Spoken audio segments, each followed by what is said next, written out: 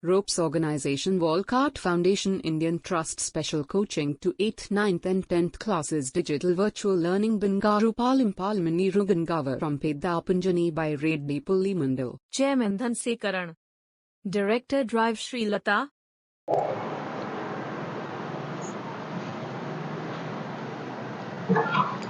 Hi, hello, welcome to Ropes Organization. This is Durga Prasad Reddy teaching in biology. So previous video already we are discussing about the 10th class of final exams chapter wise preparation key points. So already we are started the next part excretion. So previous video already we are discussing about the nephron and kidney structures. So let us continue the topic of the urinary system in mammals. So urinary system ఏ విధంగా develop అవుతుంది, mammals లో ఏ విధంగా urinary system ఉంటుంది, so దానికి సంబంధించి మనం ఈ వీడియోలో డిస్కస్ చేసుకోబోతున్నాం. సో urinary system లో మనం అబ్జర్వ్ చేస్తే it's consist of 2 kidneys. So general గా urinary system లో మనకి వెరీ ఇంపార్టెంట్ ఏంటి అంటే, so basically it consist of 2 kidneys, 2 kidneys అనేవి ఉంటాయి. Each founded in each side of the vertebral column. So general గా ఏంటంటే ఇట్ సైడ్ ఒక కిడ్నీ, ఇట్ సైడ్ ఒక కిడ్నీ. సో 2 సైడ్స్ మనకి కిడ్నీస్ ఉంటాయి. A pair of ureters, so ఒక పెయిర్ ఆఫ్ యురెట్రాస్ అనేవి ఉంటాయి.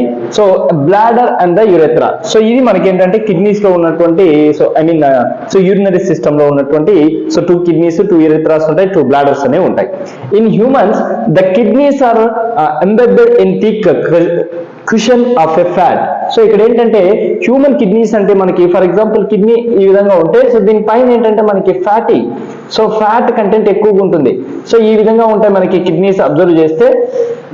సో వీటిపైన ఏంటంటే ఫ్యాట్ కంటెంట్ థిక్నెస్ అనేది ఉంటుంది. సో ఇది ఏంటంటే మనకి ప్రొటెక్షన్ కోసం యూజ్ ఉంది. ఐ మీన్ దాని మీద ఒక మనకి సో గ్లాండ్ కూడా ఉంటుంది. నెక్స్ట్ వచ్చేసరికి the left kidney is slightly higher than the right kidney. So left kidney ఎప్పుడంటే లెఫ్ట్ కిడ్నీ కంటే రైట్ కిడ్నీ ఏంటంటే కొంచెం హైట్ లో ఉంటుంది. So the left kidney is slightly higher than right kidney. So కుడివైపు ఉన్నటువంటి కిడ్నీ కంటే కూడా లెఫ్ట్ కిడ్నీ కొంచెం పైకి ఉంటుంది. So which is higher than, so ఇది కొంచెం పెద్దదిగా కనిపిస్తుంది. నెక్స్ట్ వచ్చేసరికి సో మనకి ఇక్కడ so the urinary system in mammals, so kidneys receives the blood from the renal artery. So general గా ఏంటంటే కిడ్నీస్ యొక్క ఫంక్షన్ ఏంటి అంటే, so it is receiving the blood, so receives the blood from the renal artery. Renal artery నుంచి blood ని collect చేసుకొని and return filter the blood the circulation through the renal vein. So renal vein లోకి ఏంటంటే blood circulation I mean so remaining తిరిగి so దానికి పంపించేస్తుంది. So waste and water levels of the kidney via the urethra and it is stored the bladder urine.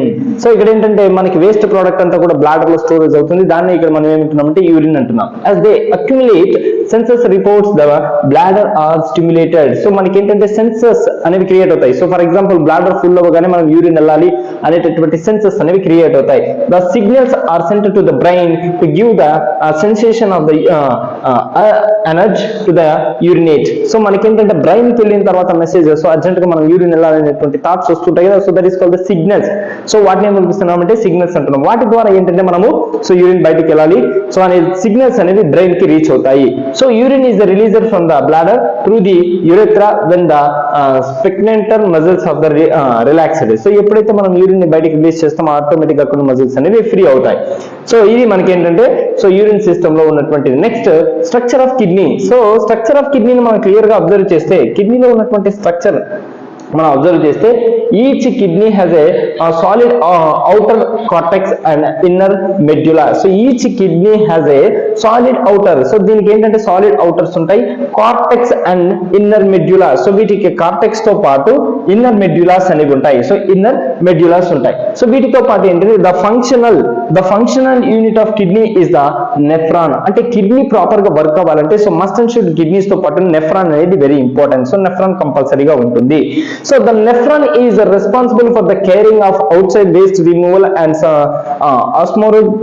So దాన్ని ఇక్కడ ఏమని పిలుస్తామంటే general గా nephrons అనేవి ఫర్ ఎగ్జాంపుల్ కిడ్నీస్ ఉన్నాయి. So ఇప్పుడు ఈ కిడ్నీస్ అనేవి, సో ఈ కిడ్నీస్ లో నుంచి ప్రొడ్యూస్ అయినటువంటి వేస్ట్ ఏదైతే వేస్ట్ ఉందో, సో ఈ వేస్ట్ మనకి బ్రెయిన్ యొక్క సిగ్నల్స్ ద్వారా బ్లాడర్ ఫిల్ అయ్యి సో బయటికి రిలీజ్ చేస్తాం. బట్ ఇక్కడ ఏంటంటే ఈ టోటల్ కిడ్నీస్ అన్ని కూడా దేని యొక్క ఫంక్షన్ లో ఐ మీన్ దేని యొక్క సో జరుగుతాయి అంటే సో దేని యొక్క ఫంక్షన్ కింద జరుగుతుంది అంటే నెఫ్రాన్ యొక్క ఫంక్షన్ కింద జరుగుతుంది. బికాస్ ఎందుకంటే nephron is the most important because of the urine filtration. So urine filtration ఎక్కడ జరుగుతుంది అంటే నెఫ్రాన్ లో జరుగుతుంది. సో నెఫ్రాన్ యొక్క రెస్పాన్సిబిలిటీ ఏంటంటే యూరిన్ ని బయటికి రిలీజ్ చేయడానికి ఎక్కువగా యూజ్ అవుతుంది.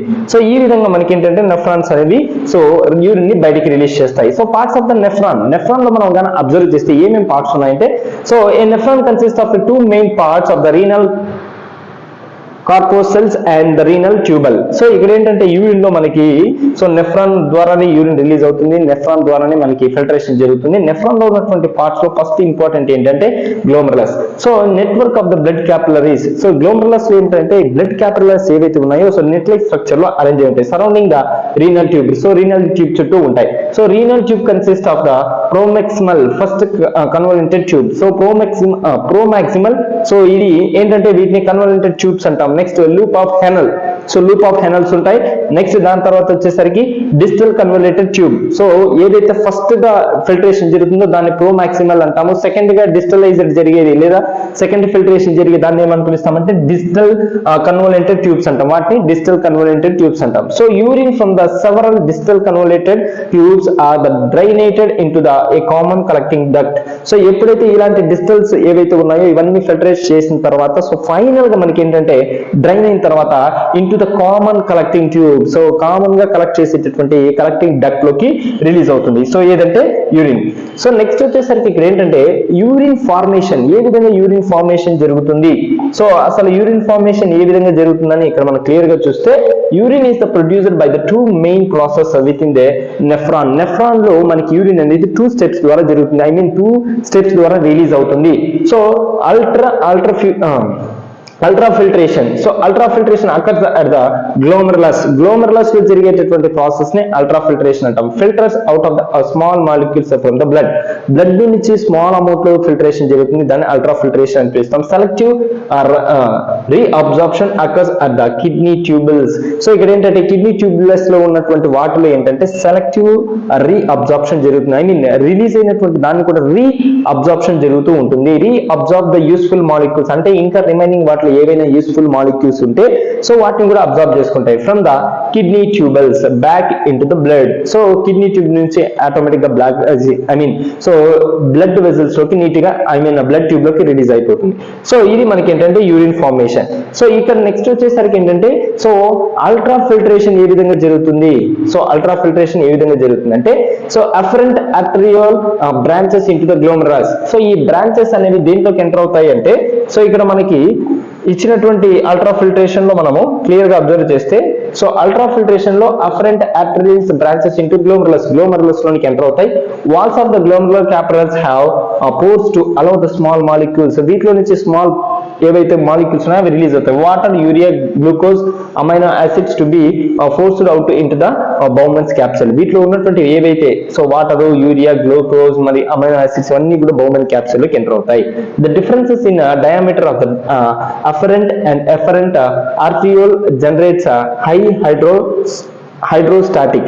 సో ఏంటంటే ఇక్కడ హై హైడ్రోస్టాటిక్ లో ఎక్కువగా వాటర్ని అబ్జర్వ్ చేసుకుంటాయి, సో రిసీవ్ చేసుకుంటాయి. So that provides the force of the molecules to be forced out the glomerulus. So glomerulus లోకి ఫోర్స్ గా తోసేస్తుంది. సో దాంతో పాటు ఏంటంటే ఫిల్టరేషన్ జరుగుతుంది. Large molecules such as plasma proteins and red blood cells are retained the blood. So దీంతో పాటు ఏంటంటే లార్జ్ మాలిక్యూల్స్ ఏవైతే ఉన్నాయో అవన్నీ కూడా ఏంటంటే ప్లాస్మా ప్రోటీన్స్ అలాంటివి, సో రెడ్ బ్లడ్ సెల్స్ ఏవి ఉన్నాయో అవన్నీ కూడా రిటర్న్ అయిపోతాయి. సో రిటర్న్ గా సో ఫిల్టరేషన్ లోకి మనకి వెళ్ళిపోతాయి. సో ఇది మనకి ఏంటంటే ఎక్స్క్రీషన్ కి సంబంధించినటువంటి బ్రీఫ్ ఇంట్రడక్షన్ లో మనం డిస్కస్ చేస్తున్నాం. కిడ్నీ తర్వాత నెఫ్రాన్స్ గురించి, ఫిల్టరేషన్ ఏ విధంగా జరుగుతుంది, సో దానికి సంబంధించినటువంటి డీటెయిల్స్ మనం డిస్కస్ చేసుకున్నాం. సో దీంట్లో మీకు ఏదైనా డౌట్స్ అనిపిస్తే కామెంట్ బాక్స్ లో కామెంట్ చేయండి. Thank you and all.